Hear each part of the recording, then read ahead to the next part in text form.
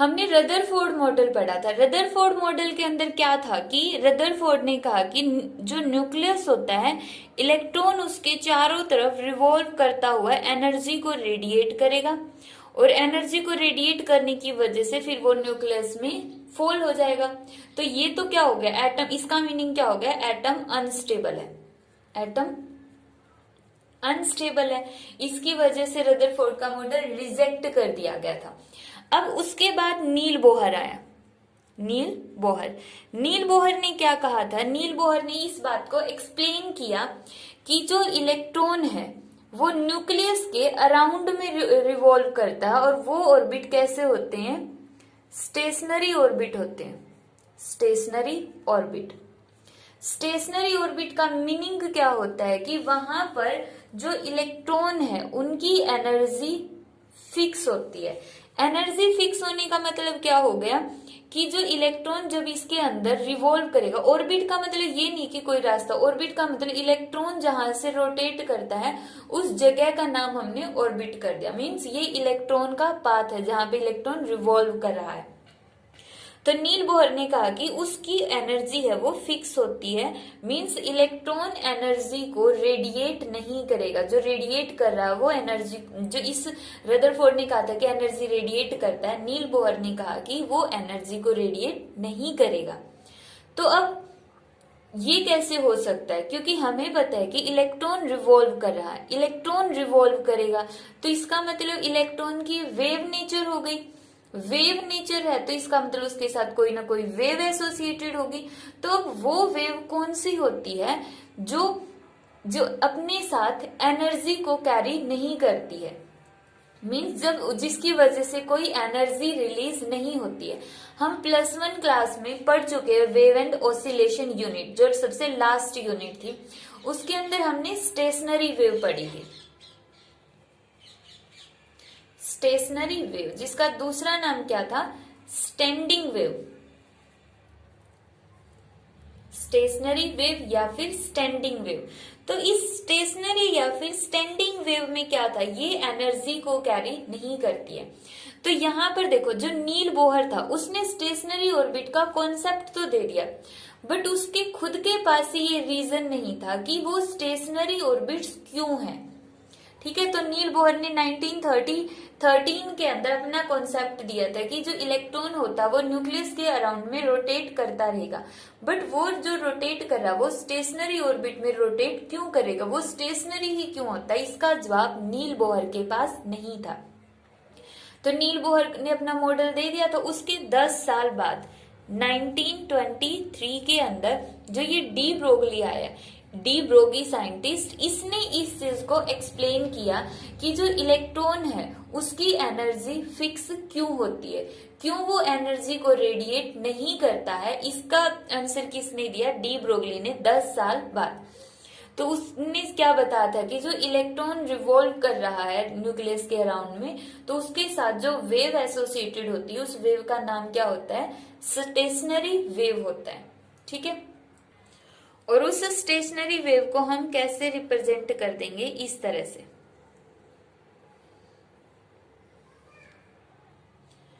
तो ये जो इलेक्ट्रॉन रिवॉल्व कर रहा है उसके साथ ये वेव एसोसिएटेड हो गई, ये इसकी अपोजिट स्टेशनरी बनाने के लिए।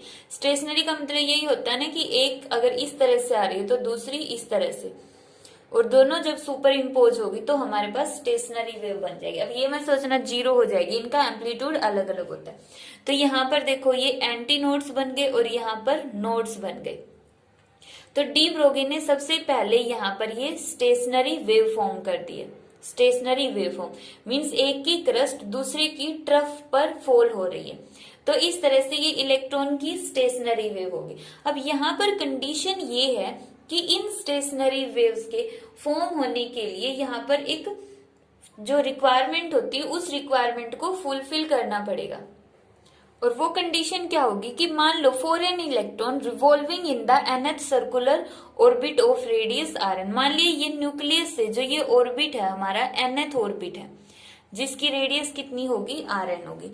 तो यहाँ पर जो ये वेव है, ये जो वेव है इसकी जो टोटल डिस्टेंस है, अगर हम देखने से, अगर सिंपली हम इसको देखें तो हमें क्या लग रहा है, सरकमफ्रेंस तो इसकी ये हो गई ऑर्बिट की, ये वाली इसकी सरकमफ्रेंस, और जो वेव है उसका ये वाला पाथ होगा, तो हमें ऐसा लगेगा कि वेव का पाथ ज्यादा। बट यही कंडीशन है कि जो total distance covered by the stationary wave, जो स्टेशनरी वेव ने टोटल डिस्टेंस कवर किया वो किसके इक्वल होना चाहिए, that should be equal to circumference of orbit.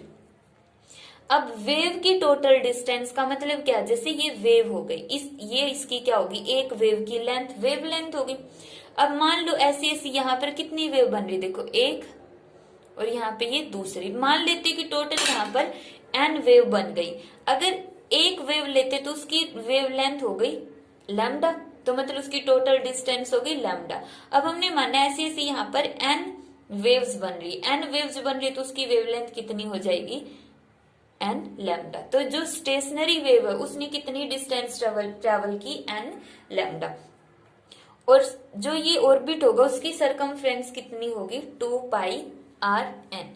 अब डी ब्रोगी के अकॉर्डिंग अगर कोई भी पार्टिकल सर्कल के अंदर मूव करता है तो उसकी वेवलेंथ किसके इक्वल आएगी, h divide by m v h, lambda is equal to h by p होता है। तो यहाँ पर हमने रख दिया vn, vn का मतलब nth ऑर्बिट में जो इलेक्ट्रॉन रिवॉल्व कर रहा है उसकी वेलोसिटी किसके इक्वल हो गई, 2 पाई r n। यहाँ पे n h, 2 पाई को तो इसके नीचे ले आओ, एम वी को उस साइड ले जाओ, M V N R N. सिर्फ हमने इन दोनों की पोजीशन चेंज की, इसको हमने क्या मानना है, एन एच कट, और ये क्या होता है हमारे पास एंगुलर मोमेंटम। यही तो था नील बोहर का जो स्टेशनरी ऑर्बिट का कॉन्सेप्ट, जो इसने स्टेशनरी वेव का कॉन्सेप्ट लेकर एक्सप्लेन कर दिया। बोहर का सेकंड पोस्टुलेट डिराइव कर दिया है, किसका कॉन्सेप्ट लेके, स्टेशनरी वेव का।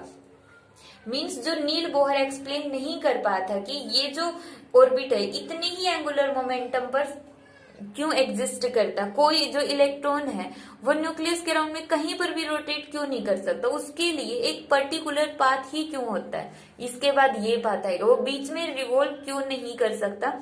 तो उसके लिए इसने ये फॉर्मूला तो दे दिया, लेकिन ये फॉर्मूला आया कहाँ से, इसका जवाब नील बोहर के पास नहीं था। तो इसका जवाब किसने दिया, डी ब्रोगे ने, इस तरह से स्टेशनरी वेव का कॉन्सेप्ट लेकर।